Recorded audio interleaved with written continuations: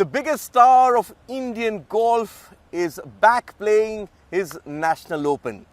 Anirban Lahiri has blazed a path of glory both on the PGA Tour and on Liv Golf, and he isn't slowing down. Anirban, thank you for your time. We've sort of interacted a lot over Zoom and Skype these days, but good to see you in the flesh. And you did tell me ahead of Liv Mayakoba that you wanted to come and play your National Open. Yes, absolutely. You know, it's nice to be here in person, nice to be back home again. It's been 5 years since I played, my fifth major. So it's brilliant. You know, it's always nice to be back in India, playing in India, and the Indian Open is obviously very special to all of us. So yeah, I'm excited about this week. Happy to be back. Now, you've come at a time when the IPL is underway. The IPL has been sold, in fact, as this Make in India success story. I see headlines whenever a player goes for big money, 2 million, 2.5 million at these player auctions. But you haven't done too badly yourself. I actually went digging. I looked at your prize money since you've joined Liv. And if I could just refer to this, you've made over $12 million from your individual sort of earnings. And if I look at your team, the Crushers, the logo that you're sporting right now, you've collectively, all of you all have made about 31 million. That's a lot of money, and points out that golf is a very lucrative career if you hit the big time. Yes, absolutely. I think, these numbers are quite mind-boggling when you think about it. But it also goes to show that, we are also the first batch of golfers who are trying to pioneer a new pathway, an alternative pathway. And obviously, like you mentioned, the IPL, if you look at what the teams' valuations are, you look at the last two teams that were sold almost for $900 million each, it goes to show the potential that franchise sport has. Of course, we're a far cry, long away from those kind of numbers. But I think that is the ultimate vision of Liv, is to grow the sport, grow this format into an IPL Formula One kind of, not just lucrative, but attractive to the younger generation, attractive to the kids, to spectators. And yeah, like I said, we have a long way to go, but I think the Crushers, Bryson has led from the front, Paul and Charles have been so consistent. I'm fortunate, happy, privileged to be a part of this elite group of golfers. So we're doing our bit. Hopefully we keep doing what we're doing. Crushers have been on a roll, and hopefully we can back up our performance last year and win this World Championship, World Team Championship again. I'm going to expand on those points that you've mentioned, but I'll just talk about Indian golf here. Lots of Indian golfers over here. You sort of showed how somebody can go from India, from the PGTI, play on the PGA Tour and do well over there. Then you've gone to Liv as well. What's your advice to the Indian players who are now trying to follow in your footsteps? Well, my advice is, you have to kind of dream big. You have to keep pushing yourself, keep resetting the bar. I think, there's success to be had at every level. Even the PGTI, if you look at, say, the last year, compare it to the last decade and a half even from its inception, I think last year was the most lucrative year for professionals who are playing only in India. But I think it's very important to stay uncomfortable. I think, fortunately for me, the time at which I turned pro and I went kind of through all the stages and through the tours, it was always about pushing on and moving to the next level. And that's every time I meet kids. I'm meeting some of the amateurs this week. Met some of the young pros, most of whom I know, a lot of whom I advise, a lot of whom I've mentored and continue to mentor. Is the same message. It's like you have to keep getting better every day, and also, redefine success, redefine your goals and your targets. Because the sky is the limit. If I can do it coming from army courses and very limited equipment, very, very basic rudimentary support, then, all these kids today who are in a slightly more advantageous position can definitely do it. When you joined Liv 2022, I spoke to you that night. You said one of my plans is to sort of go back, play in India, play the Indian Open. Is this coming back here to play in Gurugram? Is it a one-off just because you want to qualify for the Olympics, or this is part of a long-term plan that I'm going to play in India every year? Absolutely not. I think my coming back and playing here is a very, very important part of what I'm trying to do. And I'm not just trying to play golf for myself and my family. Yes, I am. That's a large part of what I do. But also a greater part of what I foresee myself doing over the next 5, 10, the rest of my life pretty much, is to see what I can do, how I can give back. So yes, I'm here for a lot of reasons. But, if I could be playing the Indian Open, as long as, I'm fit and able to compete, I want to play as many Indian Opens as I can. I want to compete. I want to be out here. I want to pass on whatever I can pass on in whatever capacity I can pass on. Be it the foundation that we started this year, be it, being here and interacting with amateurs and young pros.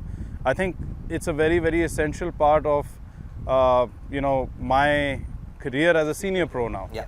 So yes, definitely, I look forward to being back here. Maybe some other events as well in India, the one-offs or even the odd PGTI, if the schedule allows, and if I can come out, absolutely. Okay. To get into the majors, to get to the Olympics, you also need world ranking Yes. points, and we Yes. all know that of late world rankings has sort of become a bit of a farce. Especially Liv Golf has withdrawn its application on Anirban. Yeah. Do you think the custodians of golf Yeah. have let the sport down? See, I think it's very difficult for me to just pin the blame on one person. There's a lot of golf politics, unfortunately, that has gone on in the last 2.5 years. We can have an entire episode on that. Yeah. So without delving into it too deeply, it's evident that the world rankings are not what they claim to be, because they're not really ranking all the best players in the world. I mean, If I could interrupt you, I noted something down. So Yes, there's please. no way Dustin Johnson is 316 in the world. Cam Smith, the Open champion a couple of years ago, won the Players' Championship, beating you 59.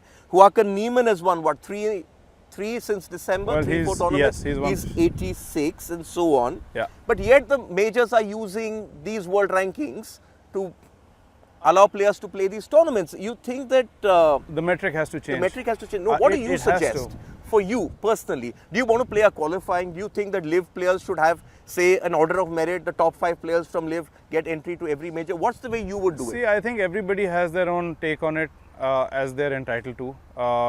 But at the end of the day, I think if you look at the quality of golfers, say on the Liv Tour or Liv series, there are at least more than a dozen guys who should comfortably be inside the top 100, if not the top 50. Yeah. If I'm completely honest with you, to be blunt. How do you change the metric? Do you go to an alternative ranking system? There are quite a few that have been in Bryson existence. DeChambeau told me about the Sports Illustrated ranking. Well, there's the Sports Illustrated rankings, there's TUGR, which is the ultimate golf rankings. There's, I think, 2 or 3 or 4, I think, alternate ranking methodologies. Now, I'm not saying they are better or more accurate, but whatever the OWG are doing isn't working. Yeah. So, even the Olympics, for instance, if you're going to go purely off a system that is not accurate or relevant, I would say, for where we are today in professional golf, then that needs to be changed. Whether the majors, let's look at the PGA Tour. I think if you make it to East Lake, which is the tour championship, if you're the last 30 guys, 30, yeah. top 30 guys rather, you get exempt to every major. I don't see how awarding maybe the top 8 or 10 players on Liv entry into every major weakens your field. Yeah. The way I look at it, it's only going to strengthen your field. But again, that's my opinion. No, but Everybody they're has showing the- it at the majors, right? You look at Phil Mickelson, Patrick Reed at the Yeah. last Masters, John Rahm, Yeah. Brooks Bryson. Koepka, Bryson. All of these guys were contending. I mean, Cam Smith was there as well. that's what I'm trying to say. I think if you were to say that, these guys shouldn't be playing majors, then you're not being objective, and you're definitely not being, you're not looking at the truth as it is. You've got biased opinions. But like I said, opinions are easy. Everybody has one. But Anirban, do you think that the names I mentioned, what we Yes. saw last year, Yes. that going forward the majors have to take a positive step and say, you know what, without these players, I'm losing my fan base, I'm losing Yes. my viewership ratings, and they have to step in and say, you know what, the majors at least have to have the best players, they have to devise a metric. Well, unfortunately, what's happened, Diggy, with all this, the golf politics that has kind of split the professional world of golf, the majors have become the only platform where all of us as a large can compete against each other. If you are going to have qualifying systems or criteria whereby a lot of us who again, arguable. You can argue who should or should not be playing the majors, but if you take that out of the equation, then the majors are also going to lose that edge on the viewership, because the viewers want to see all of us play together. Yeah. Now suddenly some of these guys say can't compete at Augusta or the Open or the US Open, and the viewers are going to say, how is this any different from the PGA Tour event? Yeah. How is this any different from any other event where these guys can't play against each other? And that's the direction in which we are headed, unless something is done. It's not growing the sport. It's been very divisive. to use a pun, I think the shall I say, the individual business takes have been very divisive. Okay, just on that, last Monday, Albany, Yes. Nassau, place where I sort of go every year. You've played there as well. That's where Tiger Woods hosted Hero World Yasser Al Challenge, Rumayyan, the head of the Public Investment Fund. That's an important step. Have you picked up anything? Is there a thaw? What was it about? Is there a way forward? Have you all been told anything? So to be honest, Diggy, I think over the last 2.5 years, the one thing I've kind of learned from experience is not to buy into rumors and not to really expect anything till it actually happens. What happens behind closed doors at the decision-making level is well above my pay grade, and most of us at Liv, to be honest. At the end of the day, do we need to come together? Yes. How are we going to do that is the $1 billion question, no longer million. But More yes, than 3 billion. it needs to happen. I think for the long-term growth of the game, everybody needs to sit down like adults and kind of chart out really the best way forward for golf as a whole. Tiger is Tiger. He's been the biggest needle mover of my generation, and whether we like it or not, his inputs are important and his views are important. And again, he's someone who's been openly unsupportive or against Liv. So have a lot of other players who are beginning to come around without taking names. I can tell them Rory but the thing is, over a period of time, people are going to see what happens. It's the same, like we keep going back to IPL, keep going back to T20 cricket. When it came about, there was this staunch opposition. Tamasha cricket. Well, it was a Pajama staunch, cricket. yeah, but that's what we've been labelled as well. We've been labelled exhibition players. We've been labelled non-competitive players. Bill Brooks won the USPGA. And if you look at any of the Liv Golf events, it is anything but. Yeah. So, and that is being proven every time a Liv golfer comes out and plays, other tours. You're seeing guys compete, contend, win. So, a lot of these tags and labels which have kind of been manufactured or sort of establishment, right? Well, it's a propaganda. Yeah. Let's be honest. Yeah. So as that propaganda starts to get cleared up, or people start seeing what it is really, I think that's when we get closer to the truth. And I think as more time passes, people are going to say, okay, this is out of control now. We need to do something now. And I think we're getting closer and closer to that point of time. So how, when, I honestly don't have the answer. It's a tough one to figure out, but it needs to be done ASAP. Okay, I'm going to go back to what you were mentioning at the start. Your foundation, Yes. you started off in Baroda. You That's told right. me earlier this year. You spoke about interacting with kids over Yes. here, amateur golfers as well. How has team golf grown you as a professional golfer? That's a good question. Like growing up, I always played a lot of team sports. I was on the football team, the cricket team, and my mom actually used to always worry that you're more of a team guy. You thrive socially. How are you going to cut it as a professional golfer, which is out and out individual sport? And now it's gone a full circle. I find myself on a team, enjoying it, thriving on it. I want to beat my teammates every week, but I also want them to do well. And I think that's something that is a very productive and sort of it's a constructive thing. I think everybody grows together, and I think that's what we're trying to do with the foundation as well. We want to grow. We want to work as a team with other organizations, other golf clubs, other pros, other professional golfers as foundations, organizations. So the whole effort is to try and take everyone forward and move along with them. And it's kind of what happens on a team. So there's a lot of synergy between what I'm doing in my personal life, in my professional life, and what I'm trying to do in trying to bring about a positive change, at least in the golf scenery in India. So yeah, it's been brilliant, and we've gotten off to a good start. Great support from Maharaja Samarjit Singh in Baroda. That's our first chapter. But yeah, slowly we'll expand. We'll start more programs. Down the road, we'll announce other sort of initiatives as well in time. And I'm trying to make sure that we take it slow and we do it right instead of rushing. So yeah, But fingers this is crossed. the Ban Foundation. This is the Ban Foundation. What yes. about growing the Crushers brand? Because you're absolutely crushing it out there on Liv Golf. You won the team championship Yes. and then you won back-to-back That's right. in the last couple of months. Yes. Have you asked your teammates, Bryson DeChambeau, Charles Howell III and Paul Casey to perhaps swing by India after Singapore? You could take them up to Gulmarg if it's too hot for them No, right now. I think we do have plans. We're trying, we're working hard behind the scenes to, bring a Liv Golf event to India.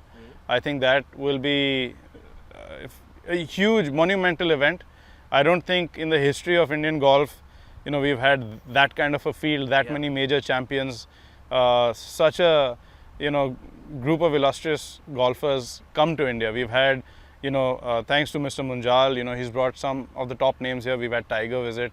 I remember when I was in my teens, you had a built skins with Vijay Singh and Adam Scott, but they've always been one-offs.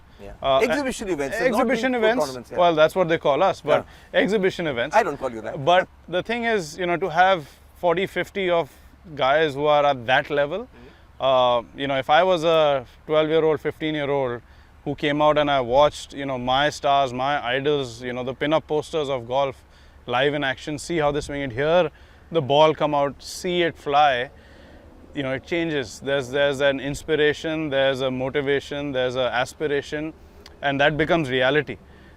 Similar to when I played my first major and my locker was 10 feet away from Tigers, and I was like, is this real? And then he walks by, you have that, what is going on? This person is a human being. Yeah. He's not a god. That will happen again here, and it'll be such a huge ripple effect. People don't understand that, and that is what's going to grow the game. So, growing the Crushers, definitely we're working on it. We want to have a bigger presence in Asia, hopefully have an event here. So yeah, there's a lot of things in the pipeline, and hopefully they come to fruition soon. Okay, hopefully they happen. Would love to sort of cover a live event in India, and that that be probably lovely? get us a chance to spend more time with you. Thank you for your time, Anirban. Thank you, Diggy. Thank you so much. Too many interviews on Zoom and Skype. No, it's But nice now, to- Anirban Lahiri in person. Hopefully this homecoming turns out well for you. I'm told your family is going to be here as well. Yes, I'm looking forward to having my wife and kids, and yeah, like I said, it's always special being home. Home is home. No matter where you live, India is always going to be home, and there's nothing like coming back and just being here. So it's wonderful. Go and crush it. Thank you. Thank you. Thanks so much, Diggy. Thank you. My pleasure. Thanks for having me. For all the latest news, download the WION app and subscribe to our YouTube channel.